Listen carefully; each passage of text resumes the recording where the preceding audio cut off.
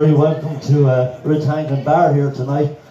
But it's probably a very interesting night because we're not alone, the local person. Sorry, just have a little bit of slight problem with the wire there. But it's very local, and we're going to kind of keep it local because the writer of the book and the launch of the book is all local. It's all local stuff, and it's covered many years of a person, I suppose, if you call him Sportsman Mick. Well, just briefly, let me tell you that Michael was the founder, and I was the founder of Fastnet Rovers up the road, and many other people who've gone, the like of Frank Jordan, God rest his soul, and all those people, and any other one, Bernard Finnegan, and all the people that I care to mention over the night. We started that club, but this is local history, and I'm just wondering here tonight, I remember Michael being involved in many sports, but one of the ones that I did see, and little did I think at the age of 63, I'd just get a chance to reflect back on it. But as I looked shortly across the road into the car park, which now is developed, Rathangan has come a long way from the time of H.A. McCall and the rehearsing of the 1798 and all that thing, the battle up on Vinegar Hill out there. I acted in that pageant. But there was one thing that struck me, was this young man, this young fella, standing behind a man of great esteem in the parish, which was his father, a wonderful gentleman, and I'd say that, and I'd say it here to now, Annie, publicly. Mick Carty was a gentleman. And he proved it that day out there, and behind him was this young man that now is probably one of the skittle kings of a lot of counties. Michael hasn't been beaten in skittles. Very seldom. He's had many chances. But I remember the first time as he just lined up, and I won't spend time on it. But out of nowhere, this young fella picked up 4 little sticks. At the age, I'm trying to get my memory around it, but I don't know, Michael, maybe you correct me what age you were. But standing behind him, picked up a skittle. There were senior people there. They thought they could throw. They could throw. But here was this young fella, picked up 4 skittles. And he took those little markers out the very same, that time, as if they were just nothing. He's continued to do that. He's brought skittles to where he is. I've known Michael involved in the clubs, and the book will tell you an awful lot more about him. But briefly, his passion for anything that man have ever done, while controversial at many times, I've come across the controversial side of Mick Carty, both on a management level and a committee level. But the one thing I always respect about him, the battle was fought either at the table. It was never carried outside with me. We won, we lost, we fought. And we were constructive in what we done. That's why you have Fastnet. That's why you have the skittles, because you have a leader. You have a person passionate for sports. And do you know what? That takes an awful lot. But the book will answer all of the questions. But Michael, I'm just going to ask you one question. And probably it'd be very hard to put you on the spot, I hope not. But over all the ones you've been involved, soccer, Gaelic, skittles, there are a few of the sports that you've been in, which you've been involved in an awful lot of teams, an awful lot of parishes, communities, the whole lot. What did you find over the time since you started out into this area and community of all the sports?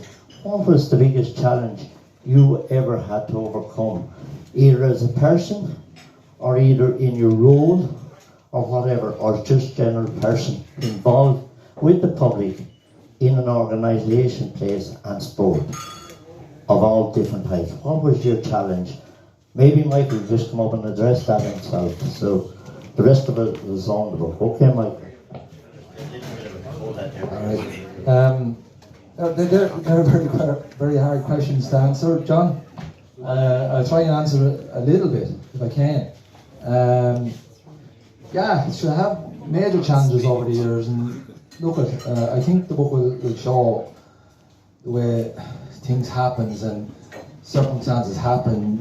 You go like, I don't know. It's hard to explain. It's like I was with Fastnet there for the first 20 years, and then suddenly events change things, and suddenly I ended up being a manager at Cllr, and that went on for 3 years, and then the third year in Cllr, a few things was getting a bit tricky as well, and I dealt with that the best I could, and you know, I think it's all part of, you know, nothing in sport can always be smooth. You just have to, as I said before, and I say it again, whenever you're doing, if you're doing something, you have to believe in what you're doing. If you don't believe in it, don't be at it. Simple as. That's really all I could say on that one. So, yeah, no, there's some great stories there, and I remember, and I don't have everything in it. There's lots of things I could put in, but I'd be at it till another 2 years. But no, just the basic stuff there of why I went from one team to the other, why I left here, what happened, different circumstances, playing Jay underage with playing with the Ants, played a lot of junior, a small bit of senior, and that's all in it, and the ups and downs and all that. So really, that's it, John. Unless you want to ask me another awkward question. Well, Michael, I won't answer it anymore because I'm not going to delay it anymore. But one of the things that I do, and I say this to matter, no matter what field, what you walk into, what life you take on, what role you take on, you've only one standing in a parish, community, or whatever it is. We're not all 100%. I'm not 100%, you're not 100%. We all have our faults. But the person that wants to condemn you all the time, I say, you get up and do it. Because they're the ones who sit on the fence and do nothing. Because they're afraid of the challenges that lie ahead. It's a bit like everything you see on the paper, the media and the whole lot. We're not going into that. They do all these things, but they're afraid of the challenge. But the real challenge is to be remembered for who you are, not for what you have. And Michael, I say this, and I say it, I've had many a good battle with you. I've had many a good time on the field. But one thing I'm going to say to you is I never ever felt that I couldn't not respect you for your passion and for your views. But I was always able to say, because I respected myself, I will correct you. And that's what made me who I am. And I think, Michael, you deserve, and you went and proved yourself that you can write a book about what you've been doing. So ladies and gentlemen, I'm not going to delay any further because the reading is in the book. We're going to hand you over to Jim Codd. I want you to put your hands together for a local man with an inspiration, followed through, delivered on the night. Hopefully you'll support him in his book. Put your hands together for Mick Carty and Wally and the team that brought this book to fruition here tonight. Thank you very much. We're going to get Jim, and for people who don't know Jim, you might have seen him in a little dinky down in Rosslare and little things like that. He said, well, it wasn't that little, but anyway, I've seen him. But Jim is well known and doing great work out there as well, Jim. I've lots more work for you to do, and then yeah. But anyway, I'm going to hand you over to you, Jim. Well, unlike Johnny, who can manage without notes, Mick's sporting career is so varied and so huge. I've had to write quite a bit down. But can I start by saying that we should never underestimate the power of the pen and the chronicling of our local history and our local culture. And this here in Rathangan is the focal point of culture. Remember, we now play skittles by the PJ McCall rules because PJ McCall met men playing skittles in Cllr and said they were playing by the wrong rules. Mick has been instrumental in keeping this alive. We should be proud of this rich culture. We need to chronicle and remember the men and women who have kept these games and these sports alive. And it's wonderful to see men like Frank Jordan being recorded, because Frank Jordan was a very big character here. And what he contributed was huge. And it's lovely to see Mick give them the credit that they're due. And to return to how rich this area is, PJ McCall's somewhere down the road. PJ McCall told the songs of smugglers in the lowlands low, and when he talked about the long barrel guns of the sea that went up to face the redcoats in Vinegar Hill, it was from Lacken and that area that they came, and it was from this area that inspired such wonderful writings. Our local historian Dick Lampert chronicled it. And I know I'm going a little bit into the history, but I'm always mindful of how in 1798 and all of the Rathangan, or all of the St. Anne's team, bar one, lost their lives. Mick keeps alive the story. The man that could tell a yarn. And by God, he stands on the shoulders of giants. Many of us sat and listened to John Sinnott tell us story after story in the little pub in Duncormel. And again, Mick gives him the credit that he's due. Giving him his just recognition. This book is about us. It's ours. It's of our people. And we should celebrate it. We should be proud of it. The reason why books like this get published is because Wally O'Neill set up a publishing house. When Ernest Hemingway attempted to write The Old Man and the Sea, he didn't go to lecturers or teachers. He went to a fisherman. And when Herman Melville wrote Moby Dick, he took it from a whaler, an ordinary man who pulled ropes. Wally O'Neill has done what several teachers have failed to do. He has put books back in the hands of the people, and he has fired the interest. And it is the most wonderful thing to be here tonight celebrating a book about ourselves. Our writers did not come out of stuffy universities. Brendan Beale was a house painter who was far too fond of porter. And Patrick Kavanagh, a small farmer who often cleaned out a house done with a sprung, as many a man here did. Mick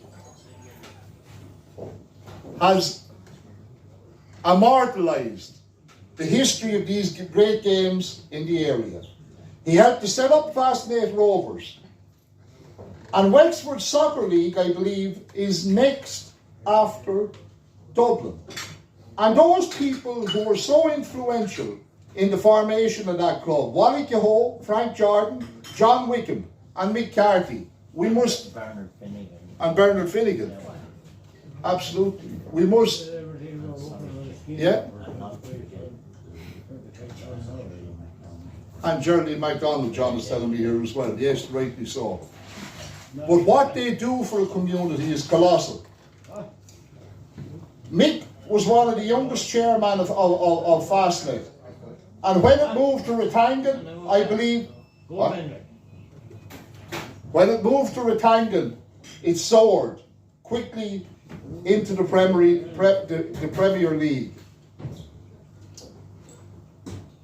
Mick was the first manager to win the Neil O'Sullivan Cup back-to-back with two different teams. And I believe when he moved to Timon, as close as I am to Timon, they hadn't won a whole lot. And within the first year of Mick taking over as manager, they had won.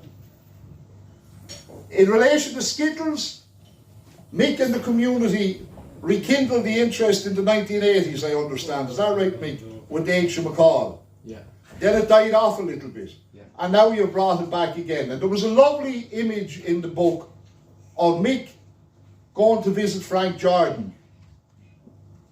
Frank passed away shortly afterwards, I understand. The league then became the Frank Jordan League. And the team, the Frank Jordan team. For the Singles Cup. For the Singles Cup. Yeah. I am more serious when I say how important the commemoration and the remembrance of local characters like this are. Mick reorganised the pool teams. He brought in the three Carty brothers, Ray, Leo and himself. And I believe even brought in the cousin, Dee Kelly. Now I played handball against D. Kelly, much to my dismay. And I can safely say D. Kelly and Paul Brennan were the best two handballers that I'd seen for years. Mick is the first person to win the singles in Skittles 10 years in a row. I've watched him playing at a number of occasions, and his judgment is simply astounding. I don't want to keep you any longer except to say this is very important. What Wally O'Neill is now doing in publishing local books is terribly important. And make no doubt, in 50 years' time, it probably won't affect me. But in 50 years' time, people will show this book. Old men and old women will say, remember the characters in this. I leave you on this line. Patrick Kavanagh, once commenting on a local dispute in Cavan, said it was from the likes of this that Homer wrote the Iliad. Thank you, Mick. You've done us all a great service. Enjoy the rest of the night. Well, thank you very much, Jim, for a great address there of all the different things and certainly our culture. But I did notice in your speech there, and it did hit on a point that lots and lots of history from some great characters has never been told, for the simple reason we never had anyone to document them. But I would think the very important person as well in all this kind of culture and keeping culture alive and documenting things, it takes somebody to actually open up a tin.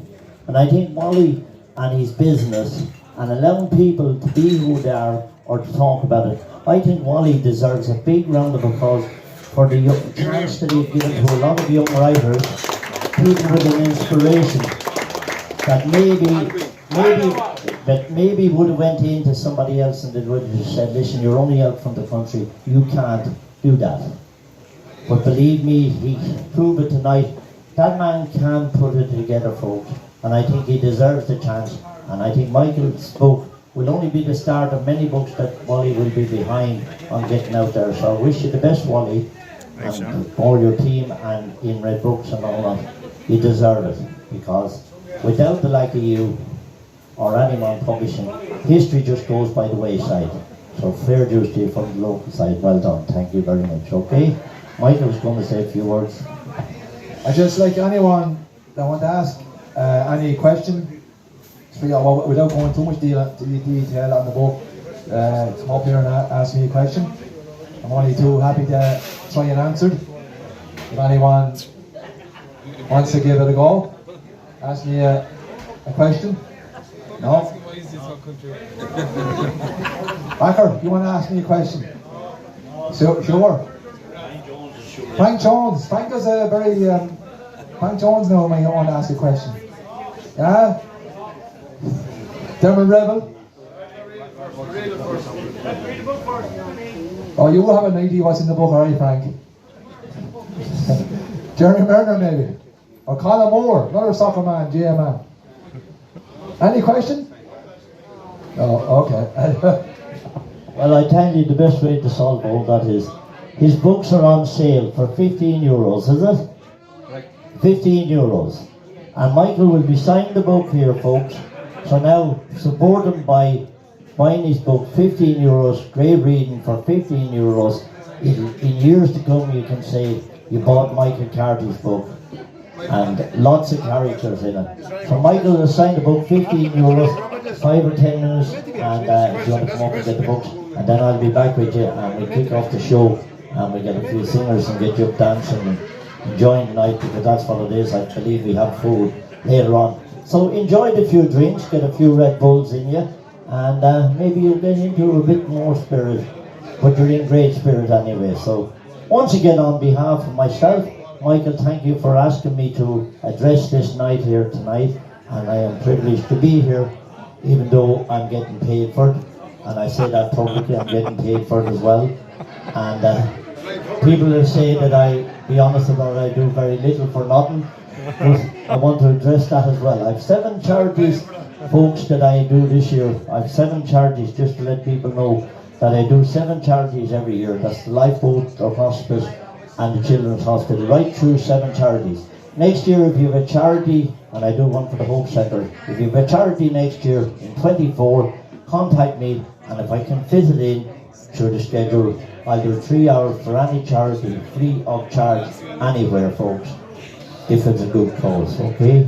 Thank you very much.